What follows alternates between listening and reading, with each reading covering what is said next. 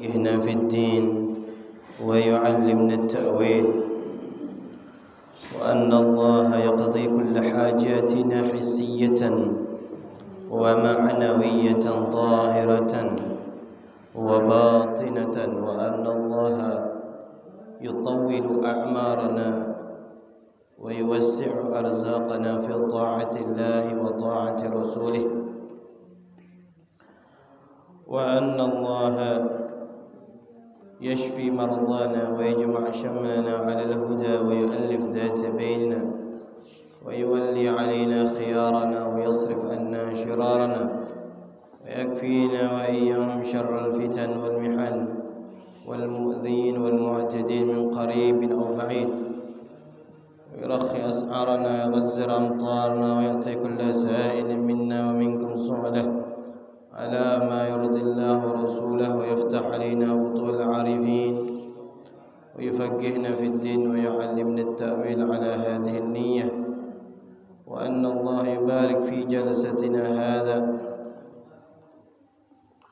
بقراءة الكتاب المختصر اللطيف على هذه النية، وكل نية صالحة وكل ما نوى على أسلافنا الصالحون، وإلى حضرة النبي محمد صلى الله عليه وسلم بسر الفاتحة. أعوذ بالله من الشيطان الرجيم. بسم الله الرحمن الرحيم. الحمد لله رب العالمين الرحمن الرحيم مالك يوم الدين، إياك نعبد وإياك نستعين، اهدنا الصراط المستقيم صراط الذين أنعمت عليهم غير المغضوب عليهم ولا الضالين، آمين. بسم الله الرحمن الرحيم. الحمد لله رب العالمين. اللهم صل وسلم على سيدنا محمد الفاتح لما أغلق والخاتم لما سبق، ناصر الحق بالحق والهادي إلى صراطك المستقيم، وعلى آله وصحبه حق قدره ومقداره العظيم. سبحانك لا علم لنا إلا ما علمتنا إنك أنت العليم الحكيم. رب اشرح لي صدري ويسر لي أمري واحلل عقدة من لساني يفقه قولي، وسدد لساني واهد قلبي بجاه النبي والصحب والآل. ربي زدنا علما نافعا وارزقنا فهما صادقا. اللهم إنا نسألك فهم النبيين وحفظ المرسلين وإلهام الملائكة المقربين يا أكرم الأكرمين. اللهم علمنا ما ينفعنا وانفعنا بما علمتنا وزدنا علما. اللهم إنا نعوذ بك من علم لا ينفع ومن قلب لا يخشى ومن نفس لا تشبع ومن دعوة لا تسمع ولا تستجاب لها. نوينا التعلم والتعليم والإفادة والاستفادة والتذكر والتذكير والنفع والانتفاع والحث على التمسك بكتاب الله وسنة رسوله والدعوة إلى الهدى والدلالة على الخير ابتغاء مرضاته وقربه وثوابه سبحانه وتعالى. أما بعد،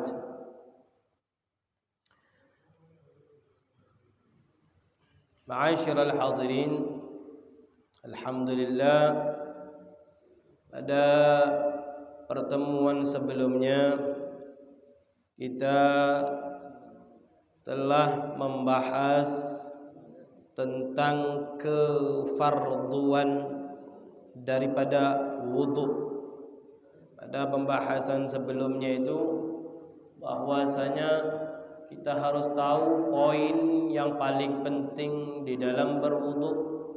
Poin yang penting itu adalah rukun di dalam wudhu. Maka hendaknya kita betul-betul memahami apa saja yang menjadi kewajiban ketika berwudhu. Kalau kita singgung lagi agar sedikit lebih ingat lagi pembahasan-pembahasan sebelumnya itu, bahwasanya furudul wudu'i sittatun, disebutkan kemarin itu furudul wudu'i sittatu asya'a, rukun, kewajiban, fardu maknanya sama, artinya sama. Rukun, fardu atau kewajiban di dalam wudu itu ada 6. Jadi maknanya sama. Dikatakan rukun harus dilaksanakan di dalam wudu itu. Kewajiban maka wajib, kalau seandainya tidak dilakukan atau dilaksanakan maka tidak sah. Keharusan harus dilakukan. Jadi maknanya sama. Ada 6. Yang pertama niat. Rukun yang pertama niat, yang mana sudah kita singgung niat itu ada 3 caranya. Dan di dalam tempat yang lain, di tempat lain kita jelaskan bahwasanya kalau yang berkaitan dengan niat, hal yang berkaitan dengan niat itu syarat mutlaknya itu ketika niat tersebut berbarengan dengan perbuatan. Jadi niat itu berbarengan dengan perbuatan. Tidak disyaratkan, tidak diwajibkan harus berbahasa Arab. Nah, itu yang penting. Ya. Jadi yang namanya niat itu tempatnya di hati, waktunya berbarengan dengan perbuatan tersebut. Contohnya yang kita bahas misalnya wudu. Nah, apa yang pertama kali yang dilakukan ketika berwudu itu adalah membasuh wajah. Nah, disitulah tempatnya niat, waktunya niat. Nah, maka untuk niat pun tidak usah sampai diberatkan menjadi berat. Ya, maka ketika niat tadi bisa nggak diterjemahkan dengan bahasa Indonesia? Bisa. Diterjemahkan dengan bahasa Minang? Bisa. Diterjemahkan dengan bahasa Melayu? Bisa. Jadi tidak harus berbahasa Arab. Tapi yang menjadi keharusan adalah niat tersebut berbarengan dengan perbuatan. Nah, itu kuncinya. Jadi tidak usah merasa susah sekali Ustadz atau Habib kalau seandainya nawaitul wudu'a li raf'il hadathi tadi, dia memantapkan di dalam hati pakai bahasa Arab tadi, tidak bisa dia. Ya sudah. Ketika basuh wajah bareng ketika dia mengalirkan airnya tadi, aku niat berwudu, cukup sudah. Sudah cukup ketika dia mengatakan di dalam hatinya, aku niat berwudu. Aku niat bersuci untuk sholat. Cukup, sudah cukup, sah wudunya. Nah, caranya tadi ada 3. Kadang ketika kita di dalam hati tadi, niatnya kita itu niatnya untuk mengangkat hadas. Aku niat mengangkat hadas. Jadi ketika air jatuh dalam hati dia ngomong, aku niat mengangkat hadas. Cukup. Atau yang kedua, aku niat bersuci untuk sholat. Atau yang ketiga, aku niat berwudu. Sudah. Nah, kalau mau lebih afdal, ya sudah lebih afdal pakai bahasa Arab misalnya. Nawaitu raf'al hadathi. Nawaitu raf'al hadas. Aku niat mengangkat hadas. Atau misal nawaitu taharata lis-shalah. Aku niat bersuci untuk salat. Atau yang terakhir nawaitul wudu'a lis-shalah. Aku niat berwudu untuk salat. Nah, niat seperti tadi 3-tiganya itu juga sama ketika kalau seandainya kita ingin tidur, sama. Nawaitu taharata, nawaitul wudu'a. Jadi kalau karena berhubungan ketika kita tadi niat berwudunya tadi bukan untuk salat, makanya cukup sudah nawaitul wudu'a, sudah. Kenapa? Karena wudunya kita ini untuk apa? Untuk tidur. Jadi kurang pas kalau seandainya nawaitul wudu'a lis-shalah, karena kita tidak salah, kecuali kalau seandainya kita punya kebiasaan setelah selesai wudu pasti saya akan sholat 2 rakaat setelah wudu. Tidak apa-apa, berarti pas dia ketika niatnya nawaitul wudu'a lis-shalah. Kenapa? Karena prakteknya dia berwudu tadi untuk tidur. Tapi karena berhubung dia sebelum tidur tadi dia sholat 2 rakaat, karena dia tahu bahwasanya ada keutamaan dianjurkan oleh Nabi, setiap siapapun yang selesai dia bersuci atau selesai dia berwudu, maka disunnahkan sholat 2 rakaat setelah berwudu. Nah, inilah yang namanya sunnatul wudu. Apa? Cukup niatnya. Tapi kalau seandainya niatnya nawaitul wudu'a, sudah sah, dikatakan sah berwudunya. Jadi pendek. Kata-kata niat itu pendek sekali, tidak ada sampai menghabiskan waktu saya nih susah nih untuk memantapkan niat. Padahal niatnya cuma nawaitul wudu. Ya, itu. Wa takunu hadhihi inda ghaslil wajhi. Kita ulangi sedikit pelajaran kita biar ingat. Niatnya tadi disebutkan katanya. Niatnya tadi wa takunu hadhihi, dan niat itu katanya inda ghaslil wajhi, ketika membasuh wajah.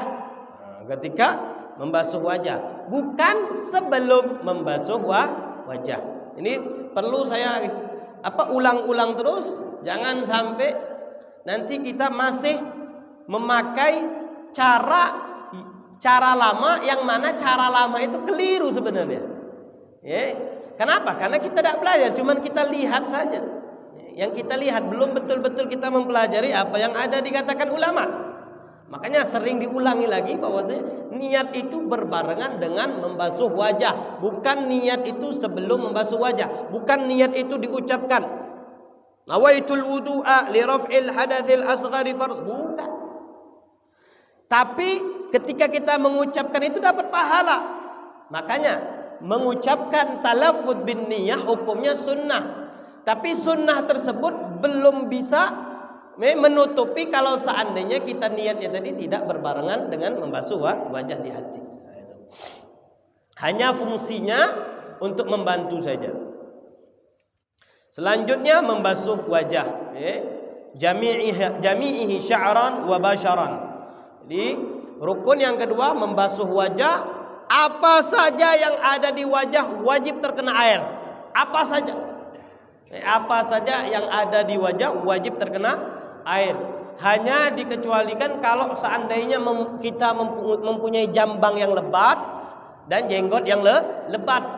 Nah, kalau jambang yang lebat, jenggot yang lebat itu sunnah, bukan menjadi wajib. Sunnah kita ditakhlil, disela-selakan tadi. Ya. Rukun yang ketiga adalah membasuh kedua tangan sampai siku. Membasuh kedua tangan sampai siku. Prakteknya mau dari siku dulu atau dari jari dulu, boleh kedua-duanya. Boleh kedua-duanya. Karena ini membahas tentang rukun. Yang penting apa? Rukunnya itu apa? Dari ujung jari ini sampai ke siku semuanya terkena air. Itu yang menjadi rukun. Itu yang menjadi rukun. Nah, nanti kelanjutannya mana yang afdal, mana yang bagus. Apakah dari jari-jari dulu atau dari siku dulu? Nah, sekarang pembahasannya mana yang afdal. Nah, adapun yang afdal dijawab oleh Al-Imam Ibn Hajar bahwasanya yang afdal itu dari apa? Dari jari-jari. Nah, itu. Karena Rasulullah SAW ketika berwudu memulai dari jari. Nah, dijawab lagi ada pendapat yang kedua masih dalam Syafi'i. Kata Al-Imam Ar-Ramli, tidak, kalau seandainya kita menggunakan keran atau kita dibantu ada yang nyiramin kita, maka yang afdal itu dari apa? Dari siku. Kenapa? Karena kita diperintahkan untuk menghemat air. Nah, itu. Sunnah di wudu itu sedikit air. Tambah sedikit itu lebih afdal berwudu itu. Jadi tambah banyak kita menggunakan air, tambah kurang afdal berwudunya. Nah, itu. Maka mana ketika melihat kalau seandainya lebih hemat menggunakan airnya dari siku, maka ini lebih afdal. Ya, itu seputar membasuh kedua tangan. Selanjutnya lagi mengusap. Mengusap sebagian dari yang namanya kulit kepala atau rambut. Kalau seandainya yang tidak punya rambut, ya kulit kepalanya diusap. Bisa diusap, bisa juga dibasuh, sama. Tapi yang lebih afdal adalah mengusap, bukan membasuh. Nah, itu. Jadi boleh sah kalau seandainya ada orang wudunya tadi dibuka kerannya, diginiin niatnya wudu tadi sah. Habis dia basuh tangan, basuh wajah dulu, habis basuh tangan, dia buka kerannya, dibasahin kepalanya tadi. Sudah dikatakan sudah mengusap ke kepala. Tapi lebih afdalnya dia usap. Bukan dibasuh. Yang kelima, membasuh kedua kaki sampai ke mata kaki, pas sampai ke mata kaki. rata itu. Jadi kalau seandainya ada yang belum terkena dari sela-sela, maka wajib menyela-nyela tadi, membasuh yang ada di bagian sela-sela jari tadi. Dan yang terakhir tertib. Nah, inilah yang menjadi rukun di dalam berwudu. Nah, setelah ini baru kita akan membahas sunnah-sunnah ketika kita berwudu. Ayo baca Syawal. Sunanul wudu. Bismillah dulu, bismillah. Bismillahirrahmanirrahim. Sunanul wudu'a wa sunanuhu. Sunanul wudu'i baca itu. Sunanul wudu'i.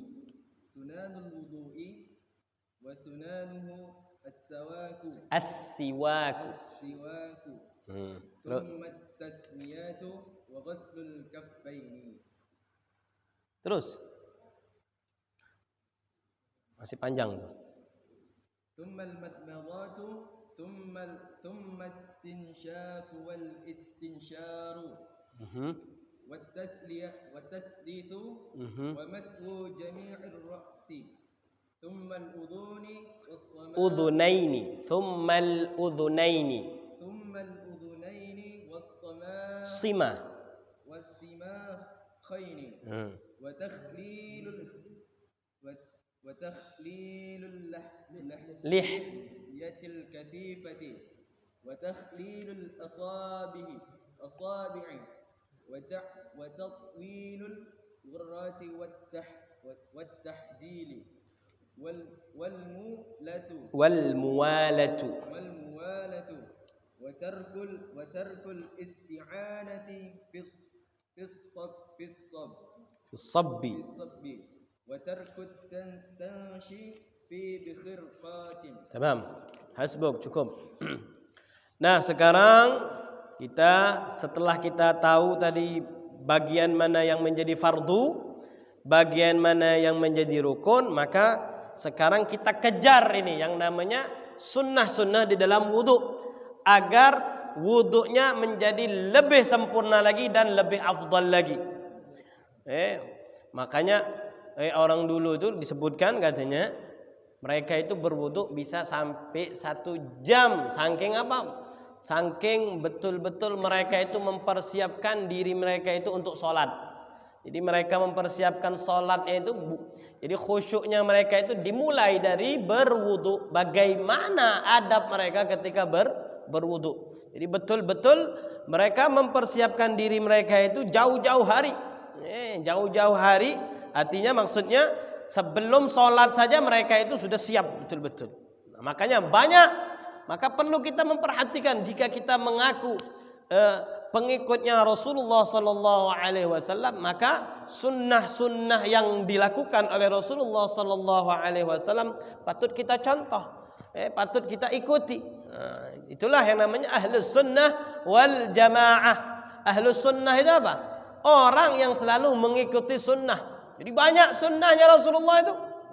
Makanya namakan ahlus sunnah. Karena apa? Sunnah-sunnah yang diwariskan oleh Rasulullah Sallallahu Alaihi Wasallam sangat banyak sekali. Wal jamaah mengikuti kebanyakan. Jadi selalu ikut berjamaah. Bukan apa? Bukan menyendiri. Bukan mau beda yang lain. Sunnah aku seperti ini berbeda dengan sunnah kebanyakan. Nah ini tidak bagus. Itu bukan ahlus sunnah wal jamaah kalau seperti itu. Nah banyak sekali sunnah-sunnah di dalam berwudu itu. Kadang sunnahnya itu sebelum membasuh wajah. Sebelum membasuh wajah ada sunnahnya. Kadang setelah membasuh wajah dan akan banyak sekali. Nah, di antaranya di sini kata di dalam kitab Mukhtasar Latif wa sunanuhu as-siwaku. Pertama di antara sunnah di dalam berwudu yang sekarang ini sudah banyak kita tinggali, atau sudah kita tinggalkan kalau bisa katakan. Kalau bisa kita katakan sudah kita tidak lakukan lagi. Apa? Setiap berwudu kita pakai siwak. Sudah jarang sekali kita. Ndak peduli lagi. Padahal sunnah siwak ini sampai-sampai Rasulullah mengatakan Rasulullah mengatakan kalau seandainya tidak memberatkan umatku, kalau seandainya tidak memberatkan umatku, artinya Rasulullah senang betul dengan sunnah ini. Rasulullah tidak pernah meninggalkan sunnah ini. Kalau seandainya tidak memberatkan umatku, laula an asyqa ala ummati la amartuhum bis-siwak ma'a kulli wudu'in. Kalau seandainya tidak memberatkan umatku, maka aku akan mewajibkan mereka. Nah itu. Aku akan mewajibkan mereka memakai siwak setiap mereka akan berwudu. Nah, mestinya sunnah yang seperti ini, yang jelas-jelas ini, ya Rasulullah ngomong seperti ini yang menjadi perhatian. Padahal hadisnya sahih, hadisnya sahih disebutkan rawahun Nasa'i. Hadis ini disebutkan di dalam Sunan An-Nasa'i. Juga disebutkan wa Ibnu Khuzaimah fi sahihihi. Disebutkan dalam Sahih Ibnu Khuzaimah. Qala al-Imam An-Nawawi. Al-Imam An-Nawawi berkata kan wa huwa haditsun sahihun. Hadis apa? Hadis yang mengatakan laula an asyqa ala ummati la amartuhum bis-siwaki ma'a kulli wudu'in. Kalau seandainya tidak memberatkan umatku la amartum, pasti aku akan suruh mereka. Pasti aku akan suruh mereka pakai siwak ma'a kulli wudu'in, setiap mereka berwudu. Rawahu Ibnu Khuzaimah wal Hakim. Jadi riwayat hadis tentang apa? Tentang menggunakan siwak setiap berwudu itu macam-macam riwayatnya. Dari Sunan Nasa'i ada, dari Sahih Ibnu Khuzaimah ada, dari Al-Hakim ada. Banyak sekali riwayat hadis ini. Juga disebutkan Al-Imam Bukhari, disebutkan juga di dalam Sahih Al-Bukhari. Tapi kenyataannya bagaimana? Kita pilih sunnah. Kita pilih sunnah. Wah, ini sunnah, ini senang nih. Karena ini stylenya aku senang. Tapi kalau siwak jorok nih kayaknya nih, tak cocok lagi. Nah ini seakan-akan mengatakan apa yang dilakukan Rasulullah itu jorok. Na'udzubillahi min dzalik. Makanya kalau hati-hati lisan kita mengatakan memakai siwak itu adalah perbuatan yang jorok, bisa-bisa kita menghina sunnahnya Rasulullah sallallahu alaihi wasallam. Sunnah ini dilakukan oleh Rasulullah, dilakukan para sahabat, dilakukan para tabi'in dan generasi-generasi seterusnya. Saking apa? Saking utamanya menggunakan siwak ini. Jadi kalau seandainya membahas tentang siwak nanti panjang, keutamaannya, bagaimana orang yang selalu menggunakan siwak, artinya tidak pernah meninggalkan siwak, itu lisannya diberikan jaminan oleh Allah Subhanahu wa taala untuk memudahkan dia ketika dia sakaratul maut. Ketika sakaratul maut, karena kita nanti bakal diganggu oleh iblis. Orang yang sakaratul maut itu akan diganggu oleh iblis. Bagaimana cara iblis mengganggu? Dia akan bawa air, 1 gelas air. Kenapa? Karena ketika orang sakaratul maut itu lagi sangat-sangat merasakan kehausan yang begitu dahsyat. Jadi dia pengen minum dia. Nah disitulah nanti datang iblis. Kau kalau seandainya kau pengen minum, kau harus beriman sama aku. Nah ini ada ceritanya, ada cerita bahwasanya ada orang yang rajin ibadah, tapi dia tidak punya ilmu, akhirnya terkena itu bujukan yang namanya iblis tadi. Jadi kalau seandainya kita pernah dengar cerita Barsisa itu orang yang ahli ibadah, sampai ibadahnya itu hebat betul. Diakui sudah kalau seandainya masalah ibadahnya. Tapi dia kekurangannya apa? Ibadahnya tadi tidak dibarengi dengan ilmu. Dibarengi dengan ilmu, tidak ngerti dia bagaimana cara menghadapi tipu dayanya iblis, tidak tahu dia. Makanya iblis itu tidak suka satu orang alim yang tidur, tidak suka dia. Dibandingkan apa? 1000 orang yang ahli ibadah. 1000 orang ahli ibadah gampang katanya. Aku membujuk mereka itu. Gampang aku perdaya itu, orang yang ahli ibadah. Tapi kalau orang alim susah aku memperdayanya. Jadi ketika orang selalu dia istiqomah tidak pernah tinggal itu. Baik ketika dia wudu, baik ketika dia salat, baik ketika dia mau baca Al-Quran, baik ketika dia masuk rumah pakai siwak, sunnah kan? Nah, itu akan memudahkan orang ketika mau tidur, bangun tidur. Nah, itu sunnahnya Rasulullah semua itu. Nah, ketika dia rajin melakukan siwak, pakai siwak itu, maka Allah akan memudahkan lisannya ketika sakratul maut mengucapkan la ilaha illallah Muhammadur Rasulullah. Apa yang bakal kita banggakan keseharian kita yang ibadah ini kalau seandainya ketika di ending cerita kita, akhir hayat kita ini, kita tidak bisa mengucapkan la ilaha illallah Muhammadur Rasulullah, percuma sudah. Sholat kita percuma, puasa kita, haji kita, apalagi zakat kita percuma kalau seandainya di akhir hayatnya malah susah mengucapkan la ilaha illallah Muhammadur Rasulullah. Nah, dengan orang yang selalu istiqomah memakai siwak itu, faedahnya memudahkan orang tersebut mengucapkan la ilaha illallah. Nah, jadi ini sunnah yang sangat dianjurkan. Jadi faedahnya juga kalau orang yang senang dengan sunnahnya Rasulullah dihidupkan sama dia. Sunnahnya Rasulullah dia hidupkan, maka orang yang menghidupkan satu sunnah itu dicatat bahwasanya ini orang termasuk orang yang mati dalam keadaan syahid. Orang yang syahid itu ganjarannya apa? Surga. Orang dulu para sahabat itu kejar-kejaran, pengen apa? Pengen mati syahid. Bahkan ketika di dalam peperangan Uhud, Rasulullah Shallallahu Alaihi Wasallam mengajak bicara orang yang mati. Rasulullah ngajak bicara orang mati. Menandakan apa? Orang mati itu tahu apa yang kita sampaikan, kita ucapkan itu tahu. Makanya dianjurkanlah yang namanya ziarah kubur. Ziarah kubur itu sunnah, bukan bid'ah. Nabi sering ziarah. Nabi juga sering ziarah kepada para syuhada Uhud. Nabi juga suka ziarah kepada ibunya di Al-Abwa. Nabi Muhammad pernah ziarah ke makam ibunya. Nabi juga suka ziarah ke Baqi, para sahabat-sahabat yang gugur yang dikebumikan di Baqi. Nabi ziarah kubur.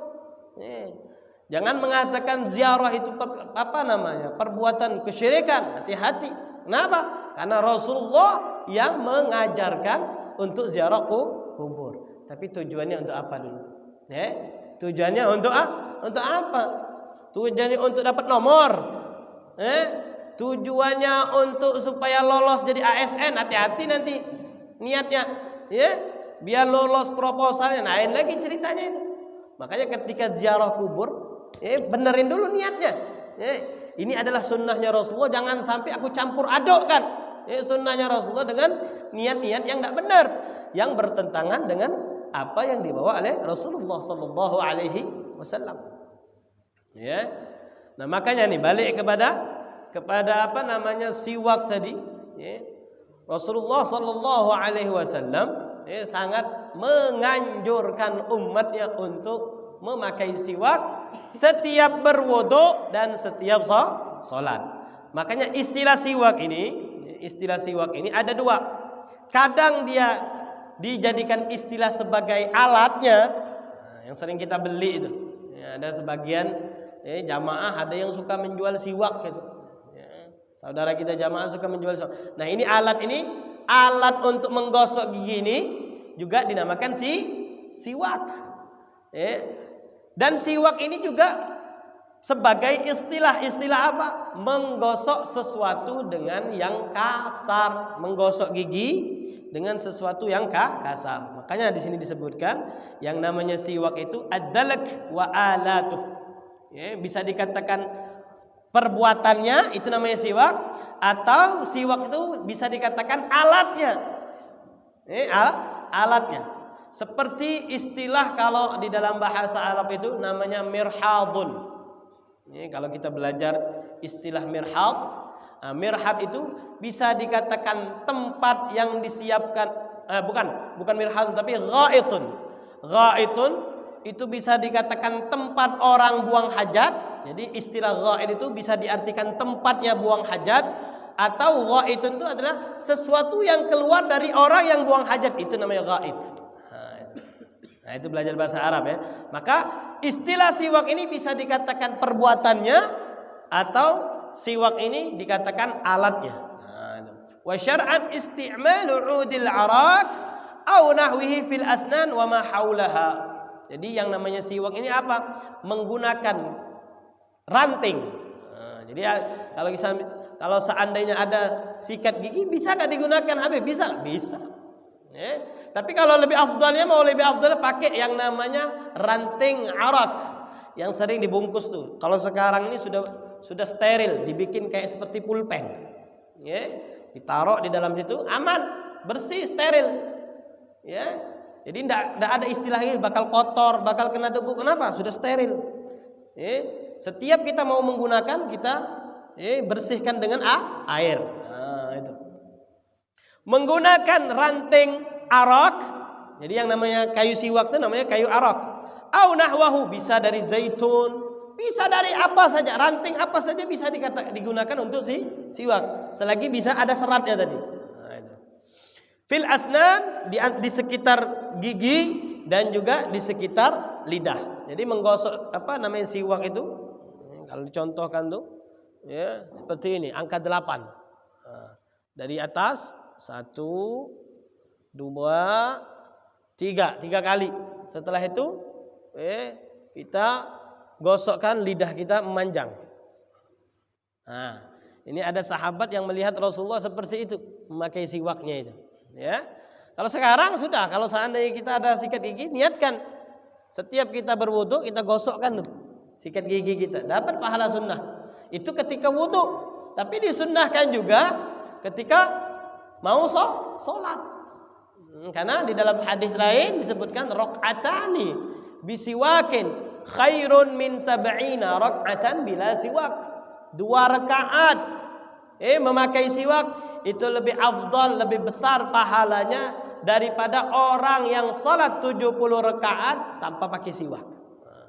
Bayangkan, kadang ibadah yang kita anggap remeh, enggak ada artinya itu, rupanya di sisi Allah Subhanahu wa taala mengungguli rakaat-rakaat kita itu. Jadi kadang jangan salah, sampai kadang orang kelihatannya rajin ibadah tapi pahalanya sedikit dibanding orang ini cuman ibadahnya tidak banyak tapi sesuai sunnah-sunnah yang ada di dalam sholat tersebut dia lakukan semua. Ada orang misalnya, contohnya ya, di dalam sholat dia pakai apa? Pakai jubah, pakai kopiah, pakai imamah, pakai apa namanya? Ini apa nih kalau di sini? Sorban.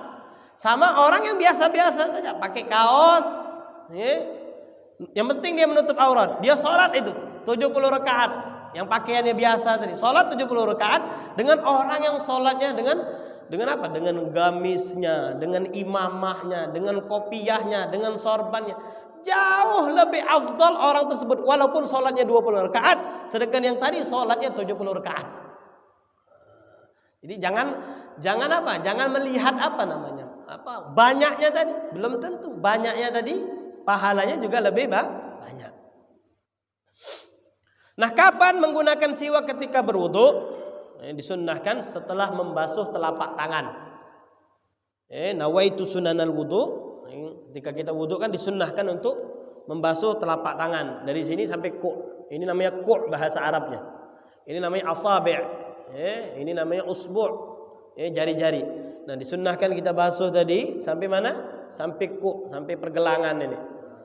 Setelah itu, setelah kita basuh, kita niat bahwa saya membasuh ini baca bismillah, dan niatkan bahwa saya akan melakukan sunnah-sunnah yang berkaitan di dalam berwudu.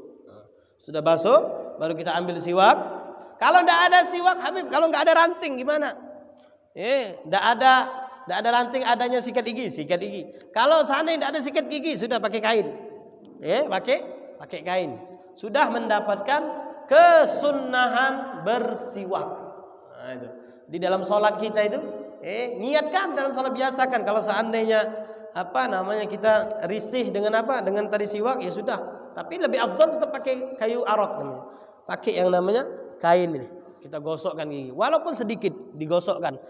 Sudah mendapatkan fadilah sunnah bersiwak. Setelah bersiwak baru kita yang namanya tadi kan wasunanuhu as-siwaku, dan di antara sunnah-sunnah berwudu itu memakai siwak. Tsumma tasmiyah, baca bismillah. Bismillah. Paling sedikitnya bismillah, paling afdalnya bismillahirrahmanirrahim. Sambil kita membasuh telapak tangan kita. Wa ghaslul kaffain, membasuh telapak tangan. Tsummal madmadah, kemudian kemudian berkumur-kumur. Makanya kumur-kumur, memasukkan air ke dalam hidung, ini sunnah yang kalau bisa jangan kita tinggalkan ketika berwudu. Ditekankan sekali. Kenapa? Di dalam mazhab yang lain, di dalam mazhabnya Imam Ahmad bin Hanbal, itu tidak sah kalau seandainya seseorang berwudu tanpa dia kumur-kumur dan tanpa dia memasukkan air ke dalam hidung. Kenapa? Karena di dalam mazhab Hambali, hukum kumur-kumur dan memasukkan air ke dalam hidung wajib. Nah itu, jadi sangat dianjurkan sekali ketika kita berwudu itu untuk berkumur-kumur dan memasukkan air ke dalam hidung. Tsummal madmadah, tsummal istinsyak. Nah, prakteknya bagaimana caranya? Yang afdalnya itu ketika berkumur-kumur, boleh kita pisah. Ada namanya caranya fasal. Artinya kita berkumur-kumur dulu 3 kali, sunnahnya 3 kali. Setelah itu kita ambil lagi air, kita masukkan air ke dalam hidung 3 kali. Ini namanya fasal, dipisah. Ada lagi yang namanya wasal. Nah, ini yang afdal. Kumur-kumur yang seperti ini yang afdal. Karena kumur-kumur seperti ini diriwayatkan dari Utsman bin Affan bahwasanya Rasulullah wudunya seperti ini misalnya. Air, dikumur-kumur sambil sisanya tadi dimasukkan ke dalam hidung. Jadi kumur-kumur, masukkan air ke dalam hidung. Ini namanya wasal namanya, gabung. Dikumur-kumur, masukkan air. Ambil lagi, dikeluarkan. Mulutnya dikeluarkan, airnya tadi, sisa air yang ada di dalam dikeluarkan, ambil lagi. Kumur-kumur, masukkan lagi ke dalam hidung. Sampai 3 kali. Nah, ini namanya wasal. Ada tariqah fasal, ada tariqah wasal. Dua-duanya sunnah, tapi yang lebih afdal adalah wasal. Kumur-kumur sambil dia masukkan air ke dalam hidung. Tsummal madmadah, tsummal istinsyak wal istinthar. Kemudian keluarkan tadi air yang ada di dalam hidung tadi, dikeluarkan. Sunnah. Dan jangan lupa untuk berdoa. Berdoa di sini. Ketika misalnya kita kumur-kumur, ya Allah, mudah-mudahan maksiat-maksiat yang ada di dalam lisan ini keluar semua dengan keluarnya air yang ada di dalam mulutku ini. Nah, niatkan mudah-mudahan, karena ada maksiat mulut, ada maksiat hidung. Ketika membasuh wajah ini ada maksiat mata. Nah, kita berdoa setiap kita membasuh anggota wudhu kita. Wat tatslits. Sunnah di antara sunnah wudhu itu dilakukan 3 kali. Kumur-kumur 3 kali. Masukkan air 3 kali. Membasuh wajah 3 kali. Membasuh tangan 3 kali. Mengusap kepala 3 kali. Mengusap telinga 3 kali. Membasuh kaki 3 kali. Sunnah 3 kali. Wa mashu jami'ir ras. Di antara sunnah lagi adalah mengusap seluruh kepala. Nah, tadi pembahasan kita yang di awal-awal tadi kita singgung, ini bagian fardu. Kalau fardu itu cukup sedikit saja sudah cukup, sudah dikatakan sah wudunya. Tapi kalau seandainya mau mendapatkan pahala lebih di dalam berwudunya, maka dia harus hendaknya dia mengusap seluruh bagian kepalanya. Caranya bagaimana mengusap kepala itu? Dengan menempelkan jempolnya tadi, ibu jarinya itu di pelipis dan merapatkan antara telunjuk kanan dan kirinya, dirapatkan seperti ini. Ambil air, ditempelkan kepalanya, terus diputarkan sampai ke belakang. Setelah itu dibalikkan lagi kalau rambutnya pendek. Nah, itu sunnahnya 3 kali. 1 atau dibalik lagi. 2, 3. Nah, seperti itu. Itu sunnah mengusap seluruh kepalanya. Tsummal udhunain, kemudian mengusap yang namanya telinga. Nah, telinga juga bagian dari wasimakhin, bagian dalam maupun bagian luar.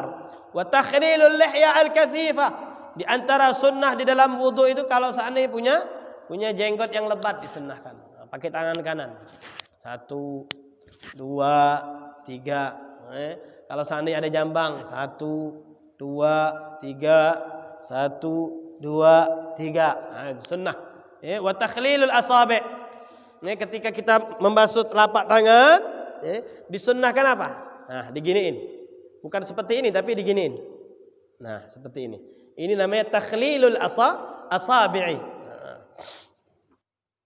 Setelah itu apalagi wa tatwilul ghurrah, yang perlu diperhatikan sunnah yang ada di dalam wudu itu apa yang perlu diperhatikan? Wa tatwilul ghurrah. Wajah kita ini wudunya kita tahu. Kemarin sudah kita bahas bahwasanya batasan yang wajib ketika wudu itu tempat tumbuhnya rambut, dari tempat tumbuhnya rambut sampai ke dagu. Nah, sampai ke dagu itu harus kena air. Kalau bagian panjangnya dari tempat tumbuhnya rambut bagian sini, tempat tumbuhnya rambut pada umumnya, ingat pada umumnya, karena ada orang yang tumbuh rambut di sini. Nah, jadi kalau seandainya tumbuh rambut di sini bukan pada umumnya ini, ini yang dikecualikan. Jadi pada umumnya di mana tempat tumbuhnya rambut di sini. Nah, jadi dari sini kena semua air sampai ke dagu. Ini bagian panjangnya. Adapun lebarnya, maka yang wajib kena air, bagian fardu itu anak telinga ini bagian kanan sampai ke anak telinga bagian kiri. Nah, ini bagian fardunya. Nah, untuk disunnahkan agar kita lebih membasuh wajah itu bagian rambut tadi dari belakang, bukan dari belakang, artinya tempat tumbuhnya rambut ini dimajukan sedikit, dimundurkan sedikit, maksudnya dimundurkan bagian sini. Nah, itu kena air. Dan telinganya kita ketika kita basuh wajah, telinganya kita semuanya kita basuh. Telinganya ketika kita basuh muka ini, telinganya semuanya kena. Nah, ini bagian sunnahnya. Dan juga bagian leher bawahnya ini, setelah dagu ini kita lebihkan lagi.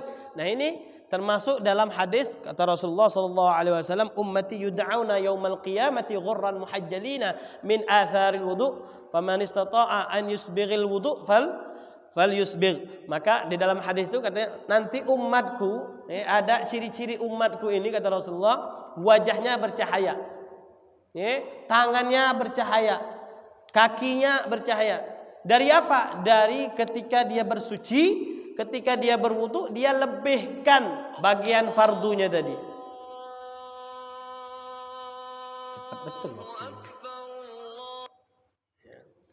Wat tahjil, karena kita tahu bahwasanya yang namanya tangan itu bagian fardu itu sampai siku. Nah, disunnahkan sampai ke bagian siku siku lagi apa namanya ini? Lengan atas, lebihkan. Sampai setengah lengan atas. Begitu juga kaki kita disunnahkan dibasuhnya tadi sampai setengah betis. Nah, itu. Wa tatwilul ghurra wat tahjil wal muwalah. Sunnah di antara sunnahnya berwudu itu melakukannya tadi terus menerus. Tidak sampai kering, wajah tadi kering baru dia basuh tangannya. Sudah kering, dia langsung setelah membasuh wajah dia langsung membasuh kedua tangannya, dia langsung mengusap kepalanya, lanjut lagi sunnah-sunnah yang lain, baru dia membasuh kakinya. Itu namanya muwalah sunnah. Wa tarkul isti'anah fi shab. Nah, di antara yang tidak dianjurkan itu minta diwudukkan. Ada misalnya ada kendi, ada apa namanya tuh. Dia minta diwudukkan. Nah, ini hukumnya tidak disunnahkan. Wa tarkut tashnib bi khirqah. Juga yang tidak disunnahkan itu khilaful aula itu kalau seandainya selesai berwudu kita lap dengan handuk atau kain, itu tidak dianjurkan. Jadi kalau seandainya ada kebiasaan kita kalau seandainya setiap berwudu pasti dilap, sekarang jangan diulangi lagi karena tidak afdal. Karena Rasulullah Shallallahu Alaihi Wasallam dalam sebuah riwayat, ketika Rasulullah berwudu, Rasulullah ditawari kain lap oleh salah satu istrinya. Rasulullah meninggalkan itu kain lap itu. Karena afdal. Jadi biarkan yang namanya wajah yang basah tadi, tangan yang basah tadi dari bekas berwudu. Karena kalau seandainya dilap itu tidak bagus. Wa tarkut tanshif bi khirqatin. Wallahu a'lamu bis-shawab. Itu sedikit cuplikan, hanya cuplikan sunnah-sunnah yang berkaitan ketika berwudu. Jadi kalau ada yang mau bertanya silahkan, atau pertanyaannya nanti dilanjutkan setelah kita duduk-duduk santai, misalnya setelah salat Isya, silahkan. Kalau ada yang mau bertanya pada saat ini silahkan, atau mau ada pertanyaan dilanjutkan setelah salat Isya. Tafadhalu. Secara singkat tentang sunnah-sunnah yang ada di dalam berwudu. Tafadhalu. Ya, betul. Jadi yang saya tanyakan, apa lapas daripada niat yang mau tidur itu? Dan kalau apabila kita sudah tidur, wudu kita kan batal. Tapi sudah mendapatkan pahala sunnah berwudunya. Ya. Jadi niatnya tadi seperti yang di awal tadi. Bagaimana niat wudu kita ketika kita mau tidur? Sedangkan saya tidak mau sholat misalnya. Saya tidak mau sholat, tapi saya mau mengamalkan sunnah yang dianjurkan ketika mau tidur. Apa? Wudu. Ya. Nah, itu. Jadi gimana niatnya? Niatnya ya nawaitu sunnatal wudu atau nawaitul wudu. Ya, aku niat berwudu, sudah cukup itu. Jadi niatnya itu dalam hati, aku niat berwudu, itu sudah sah wudunya. Tidak harus dia memaksakan dirinya itu, niatnya itu nawaitul wudu'a li raf'il hadatsil asghari fardhan lillahi ta'ala. Tidak diharuskan. Tapi kalau seandainya dia bisa seperti itu lebih afdal. Nah, jadi katakan lebih afdal. Jadi kalau seandainya dia bisa tuh, niatnya tadi berbarengan nawaitul wudu'a li raf'il hadatsil asghari fardhan lillahi ta'ala, itu lebih afdal. Tapi kalau seandainya dia jadi ragu nanti, kepanjangan niatnya tadi jadi ragu, ya sudah, aku niat berwudu, sudah dikatakan sah wudunya. Nah nanti setelah dia tidur nih, ya otomatis batal wudunya. Tapi yang diperintahkan oleh Rasulullah untuk dikerjakan itu berwudunya. Nah, sudah mendapatkan pahala berwudu. Nanti dibangkitkan bahwasanya ini orang kalau seandainya dia meninggal, kalau seandainya ketika dia berwudu tadi pas tidur dia meninggal, dibangkitkan oleh Allah Subhanahu wa taala dalam keadaan suci. Tapi hakikatnya ketika dia tidur sudah batal gitu. Nanti kalau seandainya dia bangun, dianjurkan lagi enggak berwudu? Dianjurkan lagi kalau seandainya dia mau tidur lagi gitu. Nah, masalah nanti kalau seandainya dia bersentuhan dengan istrinya, tidak harus lagi dia ulangi. Ya, tidak harus diulangi. Kenapa? Karena perintah sunnah hanya berwudu, bukan diperintahkan menjaga wudu. Nah ini sering diingatkan. Jadi ketika kita mau tidur tuh bukannya kita diperintahkan, dianjurkan untuk menjaga wudu, karena tidak mungkin orang tidur sudah batal wudunya. Jadi kalau seandainya tidur walaupun semenit sudah batal, hilang akalnya sudah batal. Tapi apa? Yang disunnahkan itu adalah berwudu sebelum tidur. Wallahu a'lam. Ya. Ini yang sering dipertanyakan ya. Ada lagi?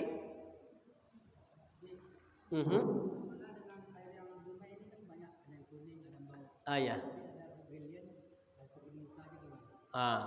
Masalah warna air ini juga sudah dibahas juga. Selagi airnya tadi memang airnya aslinya seperti itu, atau warnanya kuning atau warnanya merah. Kalau seandainya memang airnya seperti itu, atau airnya tadi karena terlalu lama misalnya, terlalu lama di bak misalnya, terlalu lama di sumur atau di mana, akhirnya berubah menjadi hijau karena bercampur dengan lumut misalnya. Ini perubahan ini tidak menyebabkan hilangnya kesucian air tersebut. Jadi air itu boleh, walaupun bau lumpur misalnya, selagi baunya tadi bukan bau najis. Selagi bukan bercampur dengan bangkai, ini aroma bangkai, bukan, tapi memang aroma airnya seperti itu. Jadi masih boleh digunakan untuk bersuci. Tapi kalau seandainya airnya tadi baunya berubah karena bangkai atau karena najis-najis yang lain, maka air ini dihukumi mutanajjis, air yang bercampur dengan najis, tidak boleh lagi sudah. Ada lagi? Siwak. Siwak fadilahnya kan besar. Ya, betul. Tapi di negara kita ini kan nggak ada kayu siwak. Iya. Apakah ada sejenis penggantinya siwak? Sementara siwak ini dilakukan setelah ngambil wudhu. Sementara di negara kita ini kan nggak ada kayu itu, bahkan melakukan siwak itu ketika mau ngambil wudhu. Atau di kamar mandi sekali baru ngambil wudhu. Apakah itu termasuk siwak? Iya. Jadi sudah disinggung. Jadi yang namanya siwak ini kadang perbuatannya, kadang alatnya. Jadi siwak itu bisa dikatakan perbuatannya atau alatnya. Alat untuk menggosok gigi. Nah, alat untuk menggosok gigi apa? Kayu tadi. Nah, alhamdulillah sebenarnya kalau kita mau mencari di Dumai ini gampang. Ya, kalau kita mau mencari gampang. Ya, banyak sekarang sudah orang yang namanya jual siwak. Bahkan di online ada. Nah, ini saya nih pernah ngecek di online itu bahkan ada bibit siwak. Bibit siwak itu ada. Jadi kalau kita mau nanam siwak pun sekarang sudah ada di Indonesia. Tidak harus kita ke Mekah atau kemana gitu. Ada bibitnya. Jadi kalau untuk mendapatkan siwak di online banyak, murah-murah. Murah-murah itu. Tidak nyampe 10.000. Tidak nyampe 10.000. Nah, kalaupun sudah tidak misalnya susah untuk mendapatkan sekarang saya pengen nih dapat sholat isya nih, saya mau mendapatkan fadilah siwak. Cukup dengan apa? Kita menggosokkan kain yang ada di baju kita ini, lengan kita gosokkan, kita niat siwak. Kenapa? Karena ini kasar. Karena yang namanya siwak itu di antara definisinya menggosok gigi dengan sesuatu yang kasar. Nah, kita niatkan ini saya gosok ini, saya ingin mendapatkan keutamaan bersiwak. Sudah dapat pahala bersiwak. Tapi kalau seandainya ada kayu siwak, itu lebih afdal dicari. Keutamaannya lebih besar gitu. Wallahu a'lam. Ada lagi? Air dengan sistem recycle bisa nggak digunakan untuk wudhu? Air apa? Dengan sistem recycle. Kalau aslinya air itu terkontaminasi dengan najis tidak bisa. Walaupun nanti bahasanya airnya itu seperti air mineral. Misalnya air najis nih, air kencing kita ini kita saring jadi air bersih, jadi air mineral. Walaupun kenapa? Karena aslinya memang najis. Karena aslinya najis. Berbeda kalau seandainya ini air nih asalnya najis. Kita bersihkan, kita suling. Kita tambahi dengan air yang biasa. Kita tambahi air biasa sehingga air tadi menjadi 2 kullah. Air yang tadi yang disuling tadi, kita tambahi air biasa sehingga menjadi 2 kullah. 2 kullah itu berapa kalau sekarang takarannya 217 liter. Ini air najis nih. Air najis misalnya ada sekitar katakanlah 100 liter. Kita tambah dengan air yang bersih nih. Air yang bersih sekitar 150 liter. Nah, berarti jadi kalau digabungkan menjadi 250 liter. Maka air itu sudah menjadi suci. Nah, itu. Jadi kadang air yang najis itu bisa menjadi suci kalau seandainya dicampur menjadi air yang banyak, bisa menjadi suci. Tapi kalau seandainya air sulingan tersebut tidak boleh dia. Walaupun dia bersih, jernih seperti air mineral. Selagi dia belum dicampur menjadi air yang banyak, maka dia tetap dihukumi air mutanajjis. Wallahu a'lam. Bisa enggak kita samakan sikat gigi pakai odol gigi dengan kayu siwak? Bisa. Bisa. Bisa kalau seandainya niatnya kita gosok gigi tadi. Karena yang namanya ibadah dengan perbuatan sehari-hari itu yang membedakan apa? Niat. Orang mandi biasa dengan mandi wajib sama nggak mandinya? Sama nggak? Sama. Yang bedakan apa? Niatnya. Jadi kalau seandainya dia misalnya mandi wajib, ya pasti ada pakai sabunnya, basahkan semuanya. Sama mandi biasa, sama saja. Tapi yang membedakan apa? Niatnya. Jadi kalau seandainya dia di rumah tadi, sebelum dia berwudu dia gosok gigi sambil dia niat apa? Niat bersiwak, dia dapat fadilah keutamaan bersiwak. Jadi pasang niat dulu. Ini saya walaupun gosok gigi saya juga niatkan gosok gigi dan bersiwak dapat pahala bersiwak. Wallahu a'lam. Ada lagi? Tapi susah untuk mempraktekkannya kalau seandainya ketika sholat.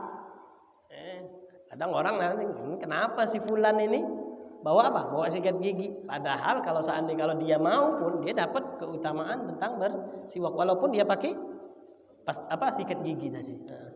Wallahu a'lam. Ada lagi?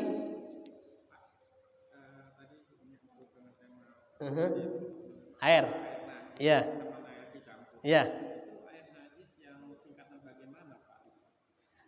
Tingkatan bagaimanapun, ya, ketika jadi air itu, ini kita lanjutkan setelah sholat saja, Pak. Ya, kita lanjutkan karena agak panjang sedikit. Wallahu a'lamu bishawab. Jadi kalau seandainya ada pertanyaan, kita lanjutkan setelah sholat isya karena saya tidak ngisi di purnama. Wallahu a'lamu bishawab. Subhanakallahumma wa bihamdika asyhadu an la ilaha illa anta astaghfiruka wa atubu ilaik. Maaf semuanya.